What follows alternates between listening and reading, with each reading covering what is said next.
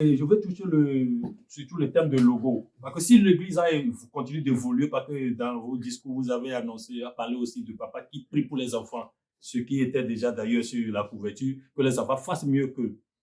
Et tout à l'heure, vous avez aussi dit que vous ne voulez pas contrecarrer l'évolution de l'Église. Donc, ça veut dire que, comme Jésus aussi, l'Esprit doit encore apporter certaines choses. Est-ce que l'arc-en-ciel a été apporté par la suite par l'Esprit?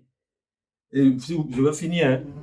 Parce que quand on parle de logo déjà, l'Église n'a pas de logo.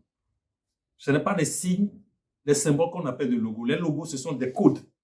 Si on parle de la couleur rouge, par exemple, il y a tellement de rouge. Mais pour distinguer dans le graphisme le rouge, il y a des codes. Donc, si vous tapez ça sur un logiciel de montage, ça vous sort quel rouge vous voulez. Donc, normalement, si papa, le feu Alessandre Nyanga avait écrit le truc, et je ne sais pas si c'est la police là, parce que sur le truc, il y a une police, parce que la forme dont vous avez écrit, non, je ne dis pas vous avez, comme ça a été écrit du christianisme céleste, c'est avec une police d'écriture. Il y en a des milliers, des milliers. Ah oui, bien sûr. Voilà, est-ce que c'est une expertise a été menée? Parce qu'il doit avoir une photo, je ne sais pas. Avec une expertise a été menée, on a vu que c'est la police là qui a été utilisée. Parce qu'ils vont faire de correspondants avec des polices aujourd'hui. Oui, mais parce que, oui, je ne t'interromps pas, on va gagner du temps. Papa Nyanga, personnellement, était un irrité. Si, je sais très bien. Bon, et lui, ce qu'il a vu, il a reproduit exactement. Oui, il a reproduit, mais est-ce qu'il y a une expertise avec oui, je ne refuse pas. Ça, oui, ça, c'est une question qui me dépasse et qui va au prophète directement. Voilà. Bon, parce que quand l'Église est arrivée, moi, je n'étais pas encore né, je nageais dans l'infini du néant. Il n'y a même pas de photo. Bon, non. Donc, si c'est ça, aujourd'hui, l'Église n'a pas de logo.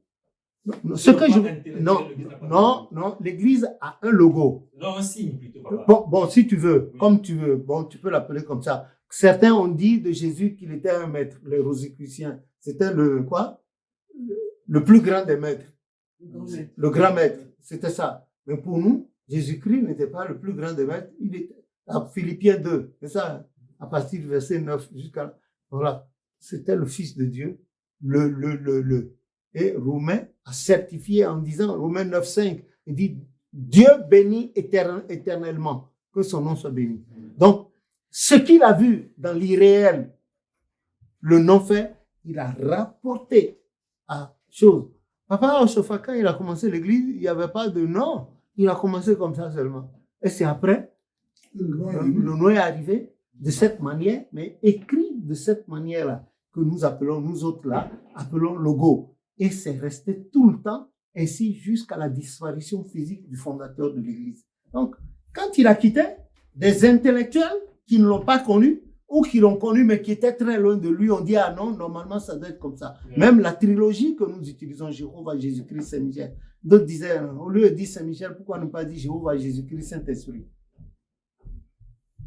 Et ils en ont, sur certaines paroisses, les gens le font. Mais le moment du tri va arriver.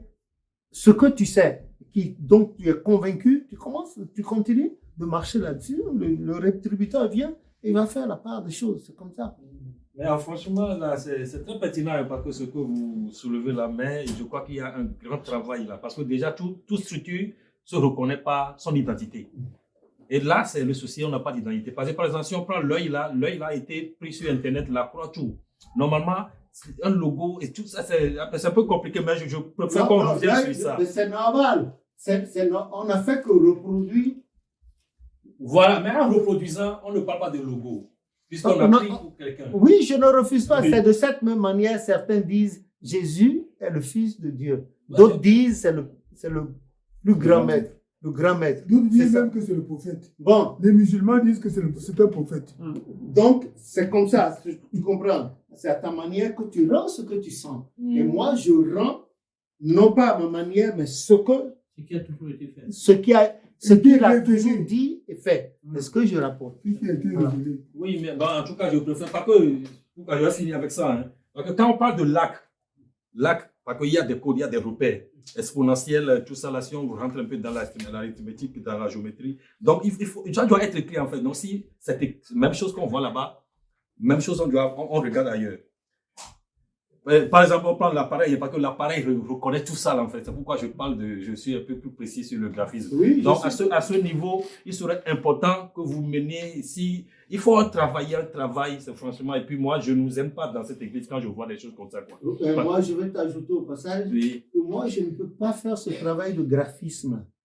Je ne peux pas. Non, Moi, je sais. je fais que rapporter. Et si je m'arrête là. Peut-être que à vous autres là, avec ceux-là qui vont venir, ils vont entrer dans Dans ces calculs. dans ces calculs. Parce que là, vous faites déjà un calcul. C'est mathématique en tout cas.